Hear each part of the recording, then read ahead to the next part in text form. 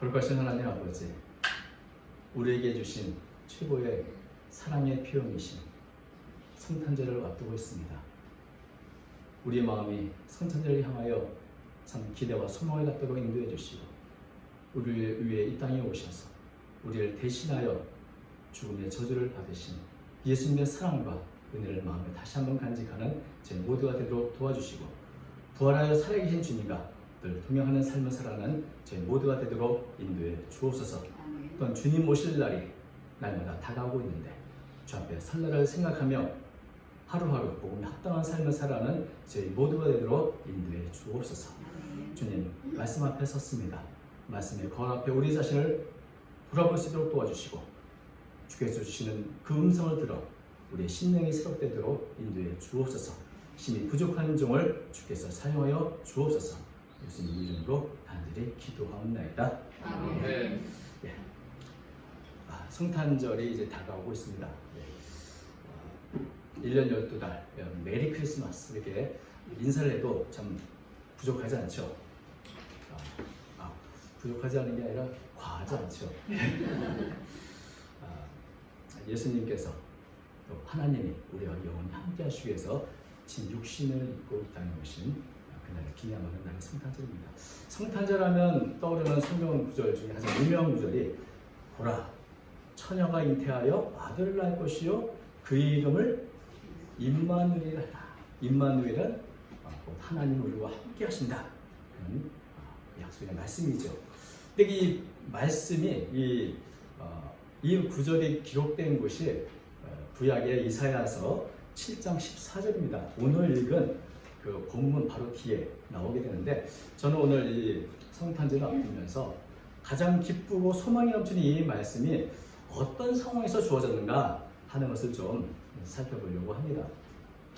먼저 이 말씀은 유다의 왕 아하스 왕에게 전해주셨던 말씀입니다.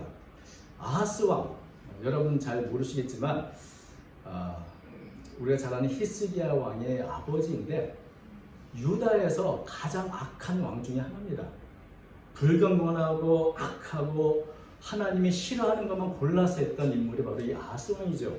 그 아하스 왕의 행적에 대해서는 열왕기하 16장이나 역대하 28장에 기록됐는데, 다른 것은 차치하고라도 아하스 왕은 예루살렘에 제단을 세워가지고 각종 우상을 다 세웠습니다.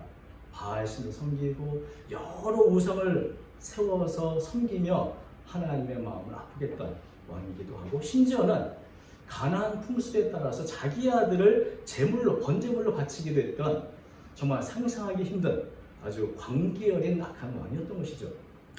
그래서 이런 악한 아하스 왕 때문에 하나님은 진노하셨고, 주변의 아람 왕과 북이스라엘을 통해서 징계하셨습니다. 그래서 이 아람 나라와 또 북이스라엘이 연합해서 이제 이스라엘을 침공하게 되는데, 그때 이제 이런 침공 때문에 용사가 112만 명이 죽고 백성들 가운데 20만 명이 포로로 끌려갔다가 기적적으로 다시 되돌아오는 그런 일이 있었습니다.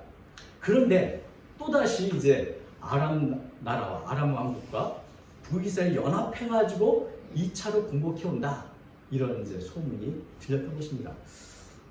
이런 국가적인 위기 앞에서 아하스 왕은 어땠을까요? 이제 겨우 한 차례 이웃나라의 공격으로 전쟁이 끝났나, 이제 좀 살만하다 싶을 때 다시 더 큰 군사력으로 침략하려고 한다. 아주 큰 위기가 찾아왔다. 그래서 이 소문을 들은 아하스 왕이나 또 모든 백성들은 두려움에 떨었습니다. 2절에 그렇게 얘기했죠. 어떤 사람이 다윗의 집에 알리되 아람의 에브라임과 동맹하였다 하였으므로 왕의 마음이 그의 백성 마음, 왕의 마음과 그의 백성의 마음이 숲이 바람에 흔들린 같이 흔들렸더라. 바람에 불면 막 잎사귀가 흔들린 것처럼 위기 중에 위기를 만나서 이제는 어떻게 하나, 그냥 바람이 불면 숲의 나무들이 흔들린 것처럼 흘렸다는 겁니다. 뭘 해야 되지? 어떻게 준비해야 되지? 하루하루가 걱정과 불안으로 이렇게 참 하루에도 12번씩 마음이 흔들리는 그런 모습을 보여줍니다. 사실 국가적인 위기뿐 아니라 우리의 삶에도 생각지 못한 상황을 맞닥뜨리게 되면 우리 마음도 흔들립니다. 바람이 불면 누구라도 흔들립니다. 우리를 흔들리게 하는 것들도 많죠. 저도 코로나에 갑작스럽게 이렇게 확진이 됐지만 건강의 문제가 갑자기 생길 수도 있고 경제의 문제가 있을 수도 있고 가정의 문제, 여러 관계의 문제, 우리가 살면서 수많은 상황들이 우리의 마음을 이렇게 걷잡없이 흔들리게 하는 그런 경우가 많이 있습니다. 사업의 문제도 있고 직장의 문제. 근데 이런 여러 문제 있을 때 우리의 마음이 흔들릴 때 우리는 어떻게 이것을 대처해야 되는가? 하나님께서는 이렇게 바람 앞에 있는 숲처럼 흔들리고 있는 이 아하스 왕에게 하나님의 선지자 이사야를 보냈습니다. 하나님의 말씀을 보냅니다. 말씀을 들으라. 3절 그렇게 말합니다. 그때 여호와께서 이사야에게 이르되 너와 네 아들 스알야숲은 윗목 수도 끝 세탁제의 밭 큰 길에 나가서 아하스를 만나라. 그러니까 아하스 왕은 이제 곧 전쟁이 터질 텐데 가장 중요한 장소가 어디냐면 예루살렘 물을 대고 있는 그런 장소, 바로 전략적으로 가장 중요한 장소인 윗목 수도 끝 세탁제의 밭 큰 길에 있어서 아마 그것을 점검하고 있었던 것 같습니다. 여기서 이제 이사야는 아하스를 만나서 하나님의 말씀을 전했습니다. 근데 오늘 우리 개혁성경에는 자세하게 나오지 않지만 히브리 원문에는 첫 마디가 네 개의 명령으로 혹은 네 개의 권유로 이렇게 시작을 합니다. 그래서 제가 여러 성경을 살펴봤는데 바른 성경이 좀 이것을 살려서 번역을 했습니다. 4절을 이렇게 번역했습니다. 그에게 말하기를 너는 조심하고 잠잠하며 두려워하지 말고 낙심하지 말라 하여라. 아람의 느신과 느말리 아들이 심히 분노할지라도 연기나는 두 부치갱이 그특에 불과하라. 그러니까 위기를 앞두고 그야말로 막 흔들리는 이 아하스 왕에게 네 가지를 말씀하십니다. 삼가라, 조용히 해라, 두려워 마라, 낙심하지 마라. 이 네 가지 명령을 드린 거죠. 삼가라는 것은 조심하라는 거예요. 두려움에 쫓겨가지고 충동적으로 뭔가 결정하고 행동하지 말고 조심스럽게 살펴봐라. 두 번째는 조용히 해라. 좀 평안하고 안정된 마음을 유지해라. 이것은 사실 하나님을 믿고 바라볼 때 가질 수 있는 그런 믿음의 마음입니다. 반대로 불신앙의 무서운 두려워하는 것, 낙심하는 겁니다. 그렇게 하지 말라는 겁니다. 두려워 마라. 여러분, 두려워하면 문제는 더 커 보입니다.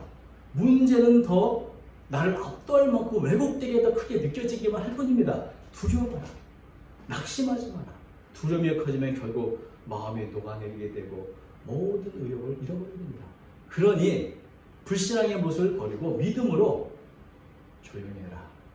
자세히 살펴봐라. 이런 말씀을 한 것입니다. 사실 이 말씀은 그렇게 낯설지 않은 것이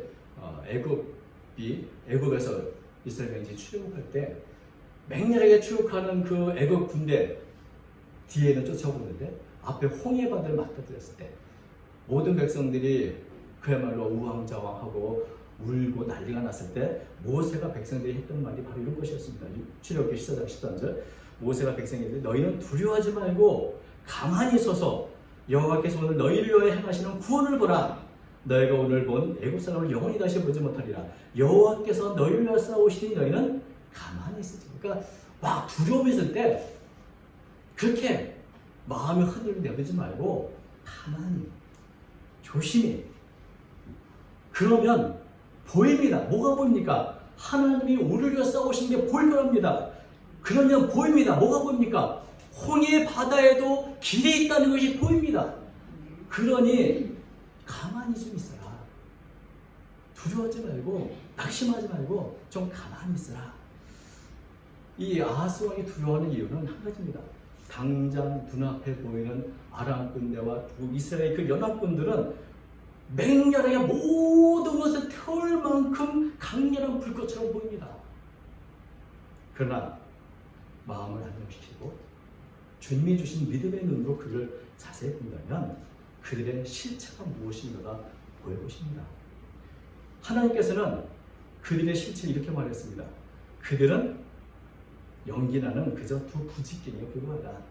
사실 이 아람 군대와 북이스라엘 이미 전쟁을 한번 치렀기 때문에 굉장히 국가적인 재정이나 여러 형태의 어려운 지경이었습니다. 마치 모든 걸 불태우고 갔지만 사실 그렇지 않았다는 것이죠. 그것을 볼 수 있는 힘이 생겼다는 것입니다.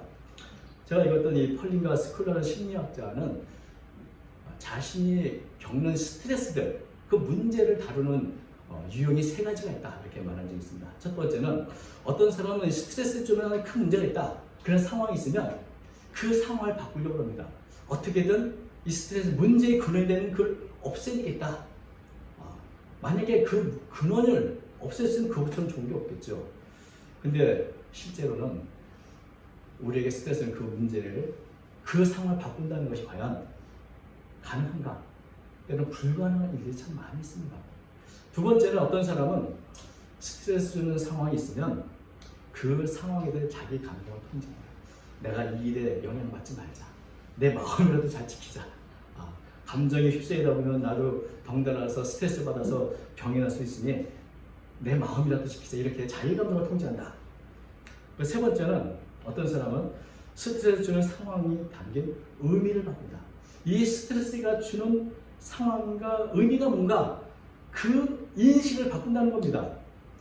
상황이 주면 겁나고 두렵고 나를 해칠 것 같지만 사실은 자세히 보면 그것이 나한테 꼭 나쁜 건 아닐 수도 있는데 오히려 더 좋을 수도 있겠는데, 상황에 대한 의미를 바꿔서 긍정적인 면을 발견하고 교훈을 얻게 된다면 오히려 이런 스트레스는 발전의 기회가 될 수 있다. 그래서 위기가 오히려 기회가 된다.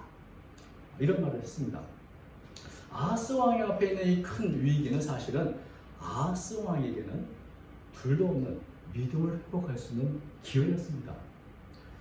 모든 것을 다 태울처럼 보이는 그 아람과 북이스라엘 군대가 오지만 하나님은 그들을 그저 내 손에 붙잡혀서 쓰임받는 불타버린 다 부지깽이 같은 거야. 연기가 풀풀 나지 사실은 아무것도 아니야 라고 이렇게 말씀하고 계신 겁니다. 이 말씀처럼 그들은 결국 두려워할 것도 아니고 나를 태울 수 있는 것도 아니었던 것이죠. 그래서 정말 이렇게 두려움으로 안절부절할 이유가 없다는 것입니다. 그리고 더욱 하나님은 그들이 계획을 세웠는데 그 계획은 실행되지 않을 것이라는 그런 말씀을 하셨습니다. 6절, 7절이죠. 우리가 올라가 유다를 쳐서 그것을 쓰러뜨리고 우리를 위하여 그것을 무너뜨리고 다윗의 아들을 그 중에 세워 왕으로 삼자 했으나 주 여호와 말씀이 그 일은 서지 못하며 이루어지지 못하리라. 하나님께서는 북이스라엘과 아람 군대가 지금 계획을 세웠는데 그 계획은 뭐냐면 아하스 왕을 제거하고 우리 말을 잘 듣는 또 다른 사람을 왕으로 세워서 왕조를 세우자, 이런 계획인 것입니다. 근데 여러분, 이게 가능한 일입니까? 하나님께서는 다윗의 왕조가 영원하리라고 이미 약속하신 바가 있는데 신실하신 하나님이 여전히 살아계신다면 이 일은 결코 시행될 수 없는 일이지요. 계획은 그렇듯하지만 그것은 결코 이룰 수 없습니다. 더 나아가서 왜 그 계획이 이루어질 수 없는가? 그 이유를 하나님은 계속해서 말씀하십니다. 8절과 9절입니다. 대저 아람의 머리는 다메섹이요 다메섹의 머리는 르신이며 65년 내 에브라임이 패망하여 다시는 나라를 이루지 못할 것이며 에브라임의 머리는 사마리아요 사마리아의 머리는 르말리의 아들이니라. 만일 너희가 굳게 믿지 않으면 너희는 굳게 서지 못하리라 하십니다. 이 말씀은 뭔가 퀴즈 문제 같아요.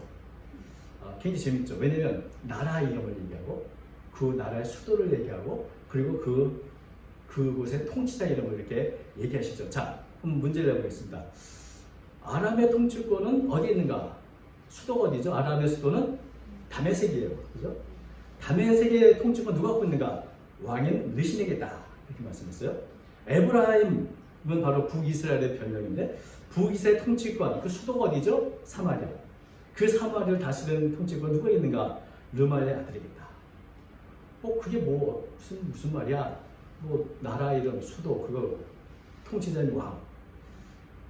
하나님이 말씀하시는 건 뭐냐면 아하스가 좀 두려워하는 그 아람 나라가 굉장히 큰 나라요, 강대한 군사를 갖고 있는 것 같지만 사실은 그 거대한 나라를 움직이는 것은 다메섹인데, 그리고 그 다메섹에 있는 르신 왕일뿐인데 르신이 누구냐? 한 인간일뿐이야. 에브라임이 굉장히 두렵고 큰 지역을 다스리고 있지만 그것을 다스리는 사마리아고, 사마리아는 그 르말리아의 아들, 그것은 하나님을 반역한 사람이죠. 그들의 통치권이 굉장히 강력해 보이지만 사실은 한 인간이 다스리는 나라에 불과한 거야라고 하는 것을 말씀하고 있는 겁니다. 결국 거대해 보이는 그 나라, 제국이라 할지라도 그 통치권은 불완전하게 그지없는 한 인간에 의해서 움직이고 있는 것이니 너 두려울 필요 없다는 말씀을 하는 겁니다.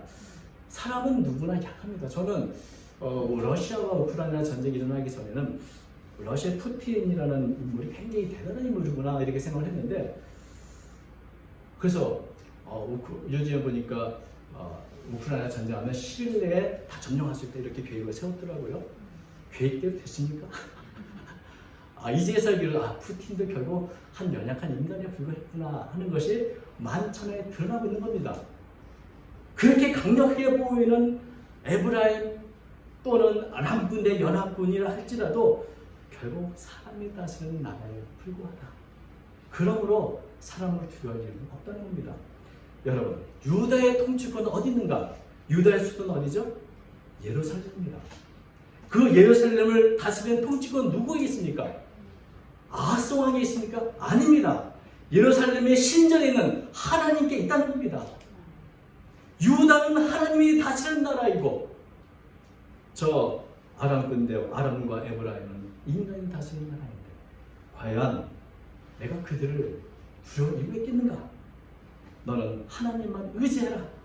하나님만을 의지한다면 너는 이겨낼 수 믿음이 없다면 너희들은 누구 앞에서도 결국 굳게 서지 못할 것이다. 이렇게 말씀하고 있는 것이죠.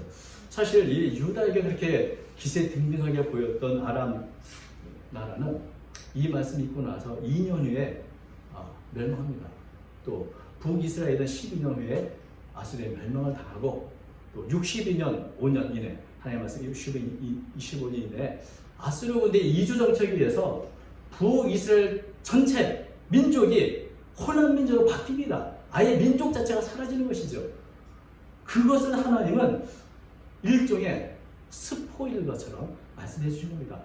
미래에 대한 이야기를 잠시 말씀해 주는 거죠. 그래서 그렇게 두려워서 공포에 겁에 질리는 아하스왕에게 내가 아무리를 조금 말해준다면 걔네들 65년 후에 나라 민족도 이루지 못할 거야.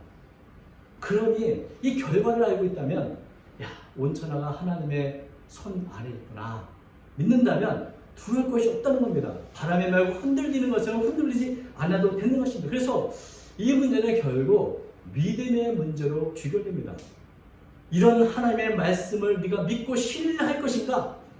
만일 너희가 굳게 믿지 아니하면 너희는 굳게 서지 못한다. 믿으면 굳게 서지만 하나님의 말씀을 믿지 않는다면 이 문제뿐 아니라 작은 문제가 생길 때마다 마음이 흔들리고 겁에 질리고 공포 속에 살아갈 수밖에 없다는 것입니다. 그러므로 이제 아하스 왕에게 결단을 촉구합니다. 너는 이제 어떻게 할 것인가? 하나님을 의지할 것인가? 아니면 또 다른 대안을 찾을 것인가? 그래서 아직도 미적되고 있는 아하스 왕에게 이사야는 하나님의 말씀을 신뢰할 수 있도록 징조를 구하라고 말합니다. 11절 우리가 읽어놨으나 계속해서 이렇습니다. 너는 네 하나님 여호와께 한 징조를 구하되 깊은 데서든지 높은 데서든지 구하라. 만일 하나님의 말씀에 의구심이 든다면 네가 믿을 수 있도록 이적적인 증거 뭐든지 좋다. 하늘에 있든지 땅에 있든지 어떤 거든지 징조를 구하라 이렇게. 그래서 네 믿음이 불신앙에서 확신을 가지고 있다면 무엇인지 구해봐라 하고 말씀하십니다. 이것처럼 좋은 기회가 어디 있습니까? 그렇지 않습니까? 내 믿음을 해서 구해봐. 그게 깊은 데든지 높은 데든지 뭐든지 구해라. 이것은 하나님의 아하스 왕에게 주신 최고의 기회고 마지막 기회였습니다.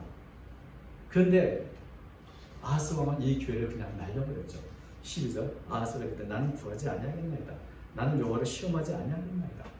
말을 들어보면 굉장히 신앙인 것처럼 하지만 사실은 불신앙을 신앙의 말로 포장한 겁니다. 아하스가 하는 진실한 의미는 뭐냐면 나는 하나님께 구하고 싶은 마음이 없어요. 하나님께 구할 필요도 없고요. 구할 이유도 없습니다. 하나님께 뭔가 내가 믿음을 해서 징조를 구하는 것도 믿음이 필요한 건데 아하스 왕은 아예 하나님에 대한 기대나 관심도 없는 겁니다. 그리고 그렇다면 이 아하스 왕에는 뭔 생각이 그 안에 있었을까? 이렇게 우리가 보기 너무 귀한 말씀과 귀한 기회를 주는데도 왜 아하스 왕은 이 말을 듣지 않고 있었을까? 나중에 보니까 아하스 왕의 마음과 머리에는 딴 생각이 있었어요. 어떤 생각? 이 문제를 어떻게 하면 좋을까? 이걸 어떻게 해결하면 좋을까? 고민하다가 찾아낸 방안이 뭐냐면 아수르 왕에게 요청해야겠다. 아수르 왕에게 저 이스라엘과 북이스라엘과 아람을 공격하면 그들이 물러가지 않겠어? 이러면서 딴 생각이 있는 겁니다. 두려움 속에서 뭔가 현실적으로 대안을 갖는데 하나님의 말씀이 아니라 사람을 찾고 인간적인 방법을 도모했던 겁니다. 이런 마음이 가득 차 있으니 하나님의 말씀이 틀리겠습니까? 아무리 귀한 말씀을 전해도 전혀 틀리지 않았던 것이죠. 그래서 사실 아하스 왕은 나중에 이제 아수르 왕에게 뇌물을 줘서 아람과 북이스라엘 군대를 공격하게 합니다. 처음에는 문제가 잘 해결되는 것처럼 보였습니다.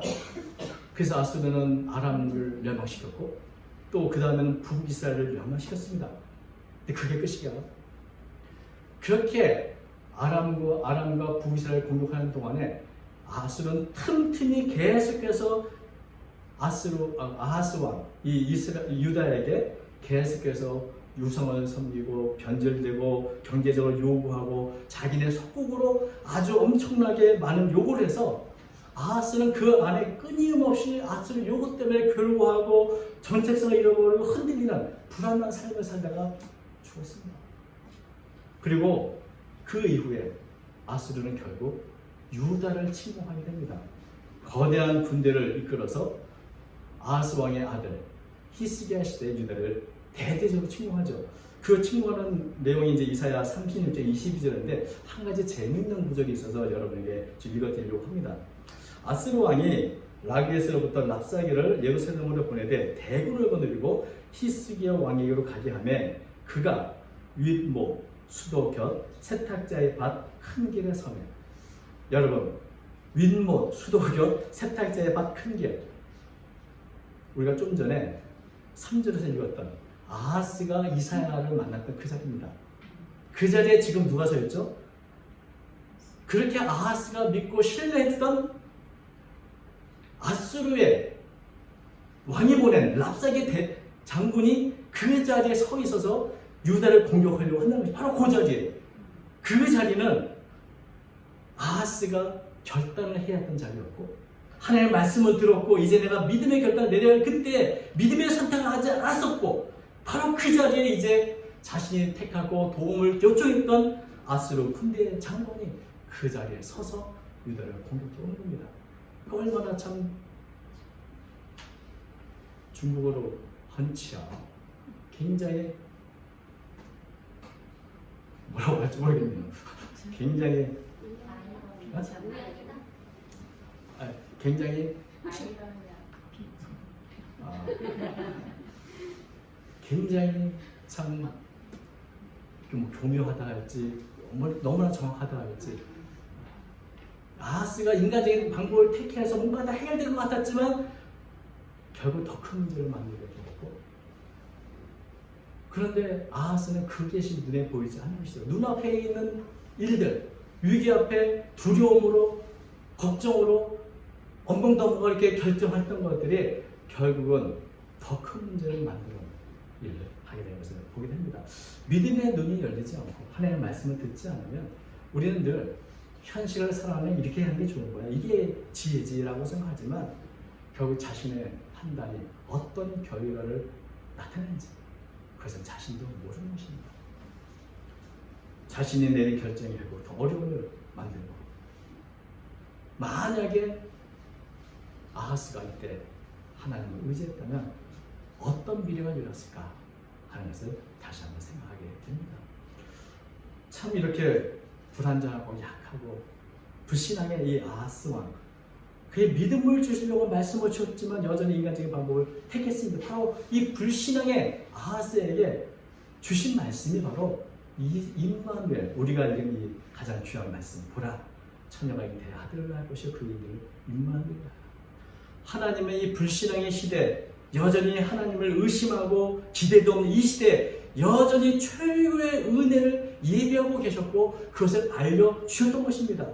너는 하나님을 버리고 잊어버리지만 나는 유다 민족을 사랑하고 다윗의 왕조를 세울 것이며 앞으로 너희가 알지 못한 가장 큰 기적 처녀가 잉태하여 아들을 낳을 것이고 그 이름 임마누엘 하나님이 너희와 함께 하신다는 사실이 분명하게 드러날 것이라는 이 약속의 말씀을 그럼에도 불구하고 주셨던 것입니다. 믿지 않으면 굳게 서지 못한다. 여러분, 믿음이 없으면, 믿음의 눈이 열리지 않으면 세상 사는 모든 것이 나를 흔들리게 하는 스트레스거리가 되고 문제거리가 되는 겁니다. 올 한 해를 돌아봐도 우리에게 스트레스는 많은 환경이 있었습니다. 다양한 문제가 있었습니다. 위기도 있었습니다. 그 앞에서 우리는 어떤 모습으로 살아갑니까? 하나님께 나아가서 마음을 조심스럽게 마음을 가라앉히고 두려워하거나 낙심하지 말고 우리가 하나님께 믿음의 눈이 띄어지고 하나님의 주시는 시각으로 이 문제를 바라볼 수 있도록 기도했는 것을 한번 다시 한번 생각해 볼 수 있기를 바랍니다. 언제나 믿음의 길, 언제나 홍해에도 길이 있는 것처럼 꽉 막힌 것 같은 위기 속에서도 길은 있습니다. 하나님이 바로 우리의 길이 되십니다. 여러분, 매일매일 우리가 믿음의 결정을 하고 하나님께 더 한 걸음 가까이 나갈 때 우리는 날마다 흔들리지 않는 견과 믿음의 삶, 승리의 삶을 살아가게 된 줄로 믿습니다. 이런 은혜가 우리 모두에 있으시기를 주의 이름으로 축원드립니다. 기도하겠습니다. 거룩하신 하나님 아버지, 우리들은 늘 흔들립니다. 세상 풍조에 흔들리고 여러 가지 유혹에 흔들리고 주님 저희들이 긍휼히 여겨 주옵소서. 언제나 변치 않는 우리와 함께 하시는 임마누엘 하나님을 바라보는 저희가 될 수 있도록 도와주시고 언제나 삼가며 조용히 하며 두려워 말고 낙심하지 말고 하나님께 더 가까이 나아가는 저희의 모든 삶이 되도록 이끌어 주옵소서. 함께 주시기 원하오며 모든 것을 살아계신 예수님 이름으로 기도하옵나이다. 아멘.